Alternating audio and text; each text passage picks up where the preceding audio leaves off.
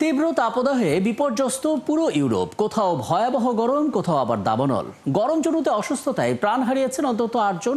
ওদিকে পাকিস্তানের বন্যায় মৃতের সংখ্যা বেড়ে ৬৪ জনে ঠেকেছে। একই সঙ্গে ইন্দোনেশিয়ার ফেরিডুবির ঘটনায় ৪ জনের মরদেহ উদ্ধার, নিখোঁজ বহু মানুষ। মার্কিন হামলায় ইরানের পরমাণু কর্মসূচি ২ বছর পিছিয়ে গেছে এমন দাবি করেছে পেন্টাগন। অন্যদিকে মার্কিন কেন্দ্রীয় ব্যাংকের প্রধানকে অবিলম্বে পদত্যাগ করতে বললেন ট্রাম্প। জানাবো সেই খবরও। বিশ্বের নানা প্রান্তের এমন নানা রকম খবর নিয়ে বিশ্বযোগের আজকের আয়োজনে স্বাগত জানাচ্ছি। আপনাদের সঙ্গে আছে আমি রাকিব হাসান। বলছিলাম, সময়ের আগে ইউরোপে শুরু হয়েছে প্রচণ্ড তাপপ্রবাহ। তুরস্ক এবং গ্রিসে ছড়িয়ে পড়েছে দাবানল।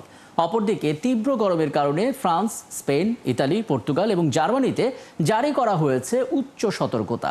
এমনকি সহনীয় আবহাওয়ার দেশ নেদারল্যান্ডসেও সতর্কতা জারি করা হয়েছে। এরই মধ্যে তাপপ্রবাহে ইউরোপ জুড়ে মারা গেছেন কমপক্ষে ৮ জন। বাকিটা জানাচ্ছেন শারমিন শ্রাবণী। তীব্র তাপদাহে বিপর্যস্ত পুরো ইউরোপ। কোথাও ভয়াবহ গরম, কোথাও আবার দাবানল। প্রচণ্ড গরমে অসুস্থ হয়ে প্রাণহানিও বাড়ছে। ফ্রান্সের রাজধানী প্যারিস সহ বিভিন্ন শহরে তীব্র গরমে জনজীবন বিপর্যস্ত হয়ে পড়েছে। তীব্র তাপদাহে ২ জনের মৃত্যু হয়েছে এবং আরও অন্তত ৩০০ জনকে হাসপাতালে ভর্তি করতে হয়েছে। ফ্রান্সের আবহাওয়া অধিদপ্তর জানিয়েছে, দেশটির মধ্যাঞ্চলের কয়েকটি এলাকায় এখনও লাল সতর্কতা জারি রয়েছে। তবে পশ্চিমাঞ্চলে তাপমাত্রা কিছুটা কমেছে। বুধবার জার্মানিতে বছরের অন্যতম উষ্ণতম দিন ছিল। এদিন দেশটিতে সর্বোচ্চ তাপমাত্রা ৩৯.৩ ডিগ্রি সেলসিয়াস রেকর্ড করা হয়েছে। গরমের কারণে অনেক শহরে শিক্ষা প্রতিষ্ঠান বন্ধ রাখা হয়েছে। তীব্র গরমের কারণে ইতালির ১৮টি শহরে রেড অ্যালার্ট জারি করা হয়েছে, যার মধ্যে মিলান ও রাজধানী রোমও রয়েছে। গরমজনিত অসুস্থতার কারণে ইতালিতে মারা গেছেন ২ জন। স্পেনের উপর দিয়ে বয়ে যাচ্ছে তীব্র তাপপ্রবাহ। এরই মধ্যে ৪ জনের মৃত্যুর খবর দিয়েছে কর্তৃপক্ষ। এদের মধ্যে ২ জনের মৃত্যু হয়েছে কাতালোনিয়া অঞ্চলে ভয়াবহ দাবানলে। দাবানলটি প্রায় ৪০ কিলোমিটার জুড়ে ছড়িয়ে পড়েছে।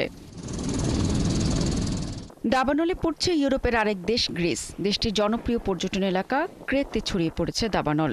দাবানল ছড়িয়ে পড়ায় সেখান থেকে স্থানীয় বাসিন্দা ও পর্যটকদের জরুরি ভিত্তিতে সরিয়ে নেওয়া হচ্ছে। তুরস্কের সমুদ্র তীরবর্তী ইজমির প্রদেশে এখনও সক্রিয় রয়েছে দাবানল। বিপর্যয় ব্যবস্থাপনা কর্তৃপক্ষ জানিয়েছে, ৫টি অঞ্চল থেকে অন্তত ৫০,০০০ মানুষকে সরিয়ে নেওয়া হয়েছে। এই চরম আবহাওয়ার কারণে সুইজারল্যান্ডের বেজনাও পারমাণবিক বিদ্যুৎ কেন্দ্রের একটি চুল্লি বন্ধ করে দিতে বাধ্য হয়েছে ইউটিলিটি কোম্পানি এক্সপো। একই সঙ্গে আরেকটি চুল্লির উৎপাদন অর্ধেকে নামিয়ে আনা হয়েছে, কারণ নদীর পানি অত্যাধিক গরম হয়ে যাওয়ায় তার চুল্লিগুলোকে ঠান্ডা রাখার উপযোগী থাকছে না। শারমিন শ্রাবণী, ৭১। ওদিকে পাকিস্তানে আকস্মিক বন্যার ভারী বৃষ্টিপাতের কারণে এক সপ্তাহে অন্তত ৬৪ জন নিহত হলেন। এছাড়া প্রাকৃতিক দুর্যোগে আহত হয়েছেন আরও অন্তত ১১৭ জন। দেশটির জাতীয় দুর্যোগ ব্যবস্থাপনা কর্তৃপক্ষ এনডিএমএ বলছে, বন্যা বৃষ্টিপাতে সবচেয়ে বেশি প্রাণহানির ঘটনা ঘটেছে উত্তর পশ্চিমাঞ্চলীয় খাইবার পাখতুনখাওয়া দেশে। এই প্রদেশে এখন পর্যন্ত ২৩ জনের প্রাণহানি ঘটেছে, যাদের মধ্যে ১০ জন শিশু। স্থানীয় গণমাধ্যমের প্রতিবেদনে বলা হয়েছে, দেশটির সোয়াত উপত্যকায় দেখা দেয়া আকস্মিক এই বন্যায় গেল সপ্তাহে অন্তত ১৪ জন ভেসে গেছেন। এছাড়া পাঞ্জাব প্রদেশে ভারী বৃষ্টিতে ঘরবাড়ি ধসে এবং আকস্মিক বন্যায় আরও ২১ জন মারা গেছেন, যাদের ১১ জনই আবার শিশু। পাশাপাশি সিন্ধু প্রদেশে ১৫ জন এবং বেলুচিস্তানে ৫ জন নিহত হয়েছেন।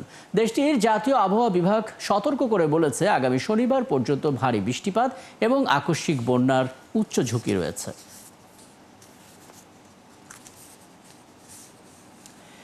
চীনের হেনান প্রদেশে প্রবল বৃষ্টিতে সৃষ্ট বন্যায় মারা গেছে অন্তত ৫ জন, এখনও নিখোঁজ আছে আরও ৩ জন। এই তথ্য নিশ্চিত করেছে দেশটির রাষ্ট্রীয় টেলিভিশন সিসিটিভি।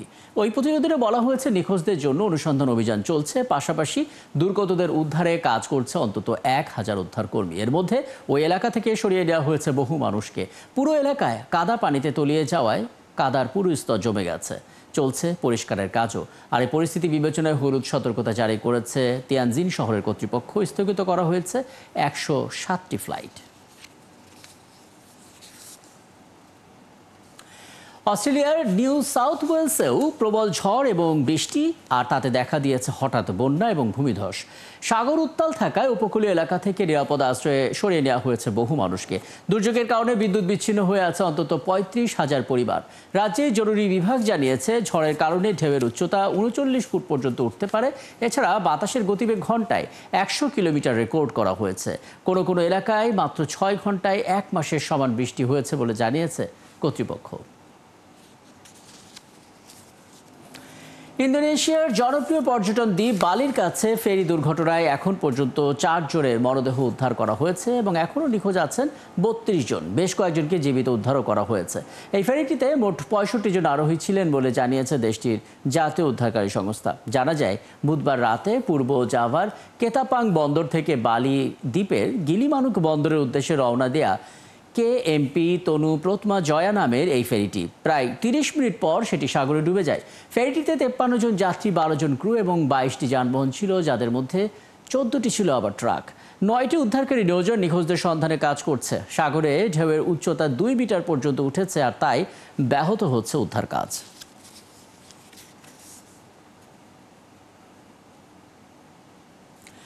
লোহিত সাগরে মিশরের অন্যতম তেল পরিবহন পথ সুয়েজ খালে একটি নৌযান উল্টে অন্তত 4 জনের মৃত্যু হয়েছে, নিখোঁজ আছে 3 জন, উদ্ধার করা হয়েছে 23 জনকে। এই তথ্য জানিয়েছে গালফ নিউজ। অ্যাডমিরাল 12 নামে নৌযানটি একটি জ্যাক আপ বার্জ ইউনিট। দুর্ঘটনার সময় এতে মোট 30 জন কর্মী ছিলেন। নিহত 4 জনের মধ্যে 3 জন ADS এর কর্মী, আরেকজন চুক্তিভিত্তিক কর্মী। উদ্ধারকারীরা নিখোঁজ 3 জনের জন্য অভিযান চালাচ্ছে। টেনে নিয়ে যাওয়ার সময় নৌযানটি উল্টে যায় বলে জানিয়েছে সৌদি আরব ভিত্তিক নৌযান পরিচালনাকারী কোম্পানি ADS হোল্ডিং। সুয়েজ খালের দক্ষিণ প্রবেশ পথ থেকে প্রায় 130 নটিক্যাল মাইল দূরে নৌকাটি উল্টে যায়। তবে এতে জাহাজ চলাচলে কোনো ব্যাঘাত ঘটেনি বলে জানিয়েছে কর্তৃপক্ষ। আন্তর্জাতিক আণবিক শক্তি সংস্থার সাথে ইরানের সহযোগিতা স্থগিত করার সিদ্ধান্ত অগ্রহণযোগ্য বলেছে যুক্তরাষ্ট্র। এছাড়া ইরানে মার্কিন হামলায় দেশটির পারমাণবিক কর্মসূচি অন্তত 1 থেকে 2 বছর পিছিয়েছে বলে দাবিও করেছে তারা। এর আগে জাতিসংঘের পরমাণু শক্তি সংস্থা IAEA এর সাথে সব ধরনের সম্পর্ক এবং সহযোগিতা স্থগিতের ঘোষণা দিয়েছেন ইরানের প্রেসিডেন্ট মাসুদ পেজেশকিয়ান। বিস্তারিত মনিরুজ্জামান বাবুর প্রতিবেদনে। ইরান ইসরায়েল সংঘাতের সময় জাতিসংঘের আন্তর্জাতিক পারমাণবিক সংস্থার বিরুদ্ধে পক্ষপাতিত্বের অভিযোগ তোলে তেহরান। গত সপ্তাহে ইরানের পার্লামেন্টে সংস্থাটির সঙ্গে সম্পর্ক স্থগিতের বিল পাশ হয়। এর মাত্র 6 দিন পর বুধবার বিলটি অনুমোদন করে স্বাক্ষর করেন ইরানের প্রেসিডেন্ট মাসুদ পেজেশকিয়ান। এর ফলে ইরানে IAEA এর পরিদর্শকদের প্রবেশ নিষিদ্ধ থাকবে। নতুন আইনের আওতায় এখন থেকে ইরানের কোনো পারমাণবিক স্থাপনায় IAEA পরিদর্শক পাঠাতে চাইলে তাদের সুপ্রিম ন্যাশনাল সিকিউরিটি কাউন্সিলের অনুমতি নিতে হবে। আন্তর্জাতিক আণবিক শক্তি সংস্থা এক বিবৃতিতে জানিয়েছে তারা এসব প্রতিবেদন সম্পর্কে অবগত। ইরান সরকারের কাছ থেকে আনুষ্ঠানিক তথ্যের অপেক্ষায় রয়েছেন তারা। ইরানের পররাষ্ট্রমন্ত্রী আব্বাস আরাকচি এক পোস্টে বলেন, IAEA বোমা বিধ্বস্ত স্থাপনাগুলো পরিদর্শনের জন্য যে আগ্রহ দেখাচ্ছেন তা শুধু নিরাপত্তার প্রশ্ন নয়, বরং উদ্দেশ্য প্রণোদিত হতে পারে। ইরান তার জনগণ, সার্বভৌমত্ব ও জাতীয় স্বার্থ রক্ষায় প্রয়োজনীয় যে কোনো পদক্ষেপ নিতে প্রস্তুত বলে জানান তিনি। এদিকে মার্কিন পররাষ্ট্র দপ্তরের মুখপাত্র ট্যামি ব্রুস ইরানের সহযোগিতা স্থগিত করার সিদ্ধান্তকে অগ্রহণযোগ্য বলেছেন। ইরান এমন এক সময়ে IAEA এর সাথে সহযোগিতা স্থগিত করার সিদ্ধান্ত নিয়েছে যখন তাদের কাছে পথ পরিবর্তন করে শান্তি ও সমৃদ্ধির পথ বেছে নেওয়ার সুযোগ ছিল। ইরানকে আর বিলম্ব না করে এই বিষয়ে সম্পূর্ণ সহযোগিতা করতে হবে। অন্যদিকে পেন্টাগনের প্রতিরক্ষা বিভাগের মুখপাত্র শন পার্নেল বলেছেন, যুক্তরাষ্ট্রের হামলায় ইরানের পারমাণবিক কর্মসূচিকে 1 থেকে 2 বছর পিছিয়ে দিয়েছে। আমরা যে সমস্ত গোয়েন্দা তথ্য পেয়েছি তা আমাদের বিশ্বাস করতে বাধ্য করেছে যে ইরানের স্থাপনাগুলি সম্পূর্ণরূপে ধ্বংস হয়ে গেছে। আমরা তাদের কর্মসূচি কমপক্ষে 1 থেকে 2 বছর পিছিয়ে দিয়েছি। They say a couple of things. They share our sentiment. তবে গেল মাসে বেশ কয়েকটি সংবাদ মাধ্যমে ফাঁস হওয়া একটি প্রাথমিক মার্কিন গোয়েন্দা প্রতিবেদনে বলা হয়েছে যে হামলাগুলি ইরানের পারমাণবিক কর্মসূচির মূল উপাদানগুলিকে ধ্বংস করতে ব্যর্থ হয়েছে এবং এর কাজ কেবল কয়েক মাস বিলম্বিত হয়েছে। মনিরুজ্জামান বাবু, ৭১। ইরানের সঙ্গে 12 দিনের যুদ্ধে ইসরায়েলের অর্থনীতিতে সরাসরি $12 বিলিয়ন ক্ষতি হয়েছে বলে জানিয়েছে ইসরায়েলি মিডিয়া। ইরানের সঙ্গে এই যুদ্ধটি ইসরায়েলের জন্য শুধু নিরাপত্তা এবং রাজনৈতিক ক্ষতি বয়ে আনেনি, বরং অর্থনৈতিকভাবেও প্রচণ্ড আঘাত এনেছে বলে ধারণা করেছেন বিশ্লেষকরা। মনিরুজ্জামান বাবুর আরও একটি রিপোর্ট। ইরানের হামলার ফলে ইসরায়েলের ক্ষতির প্রকৃত চিত্র ধীরে ধীরে প্রকাশ পাচ্ছে। 12 দিন পর যুদ্ধবিরতি হলেও ইসরায়েলের পরিস্থিতি আরও নাজুক হয়ে পড়েছে। যদিও ইসরায়েলি কর্তৃপক্ষ সঠিক ক্ষয়ক্ষতির পরিসংখ্যান গোপন রাখার চেষ্টা করছে, তবু বিশ্লেষকরা বলছেন সরাসরি ক্ষতির পরিমাণ প্রায় $12 বিলিয়ন। এবং যুদ্ধ যদি দীর্ঘস্থায়ী হতো তবে ইসরায়েল সম্পূর্ণ অর্থনৈতিক পতনের মুখোমুখি হতে পারত। ইসরায়েলি গণমাধ্যমের প্রতিবেদন অনুযায়ী ইরানের ক্ষেপণাস্ত্র হামলায় প্রায় ৩৩,০০০ বাণিজ্যিক ও আবাসিক ভবন সম্পূর্ণ বা আংশিকভাবে ধ্বংস হয়েছে। এসব ভবন পুনর্নির্মাণে আনুমানিক $6 বিলিয়ন খরচ হবে। ইসরায়েলের অর্থ মন্ত্রণালয় ও কর কর্তৃপক্ষ জানিয়েছে ক্ষতিগ্রস্ত অবকাঠামো মেরামত ও ব্যবসাগুলোকে ক্ষতিপূরণ দিতে প্রায় 10 বিলিয়ন শেকেল বা $3 বিলিয়ন প্রয়োজন। এছাড়া ইসরায়েলি স্টক এক্সচেঞ্জে ইরানের তীব্র ক্ষেপণাস্ত্র হামলা মোট রপ্তানির 8% বাজারকে মারাত্মকভাবে ক্ষতিগ্রস্ত করেছে। এর ফলে শেয়ার বাজারে বিনিয়োগ করতে আস্থা পাচ্ছেন না ব্যবসায়ীরা, যা ইসরায়েলের অর্থনৈতিক স্থিতিশীলতাকে হুমকির মুখে ফেলেছে। ইসরায়েলি সেনাবাহিনীর সাবেক অর্থনৈতিক বিভাগের প্রধান রাম আমিনাজ বলেছেন, ইরানের সঙ্গে যুদ্ধের খরচ ইসরায়েলের যুদ্ধ বাজেটকে 200 বিলিয়ন শেকেল ছাড়িয়ে ফেলেছে, কারণ তেল আবিবকে এমন ক্ষেপণাস্ত্র ব্যবহার করতে হয়েছে যার প্রতিটি মূল্য $3 মিলিয়ন বেশি। এদিকে গাজা যুদ্ধের পর ইসরায়েলের অর্থনৈতিক অবস্থা সংকটাপন্ন। প্রকাশিত প্রতিবেদন অনুযায়ী গাজা যুদ্ধের ফলে ইসরায়েলে বিদেশি বিনিয়োগ 60% বেশি কমে গেছে। এছাড়া এই যুদ্ধের কারণে 46,000-এর বেশি কোম্পানি বন্ধ হয়ে গেছে।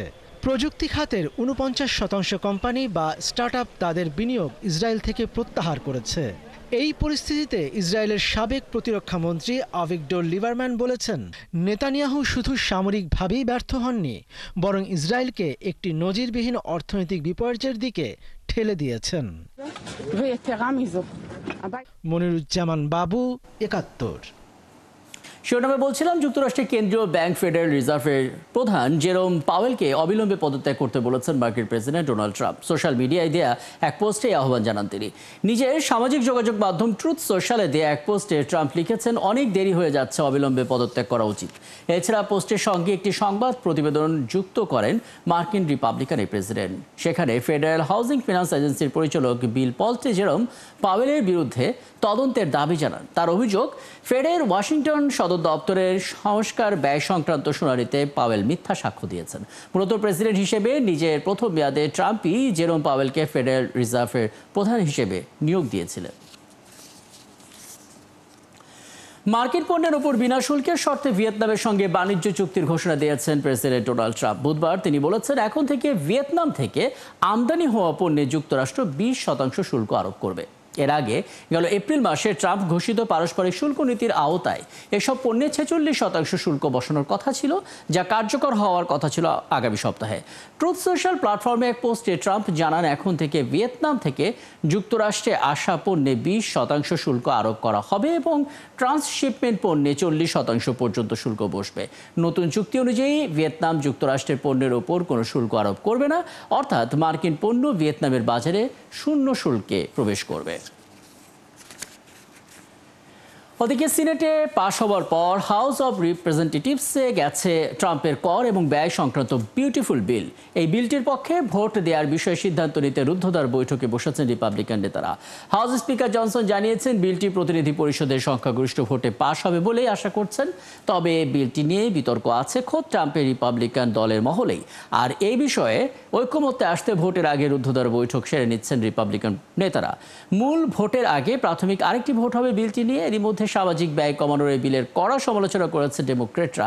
বিলের বিপক্ষে ভোট দেওয়ার বিষয়ে একমত হয়েছে দলটি। তবে রিপাবলিকানদের মধ্যে বিভেদ তৈরি হয়েছে বিলটি নিয়ে। তাই ঐকমত্যে আসার চেষ্টায় বেশ অগ্রগতি হয়েছে বলে জানিয়েছেন রিপাবলিকান হুইপ।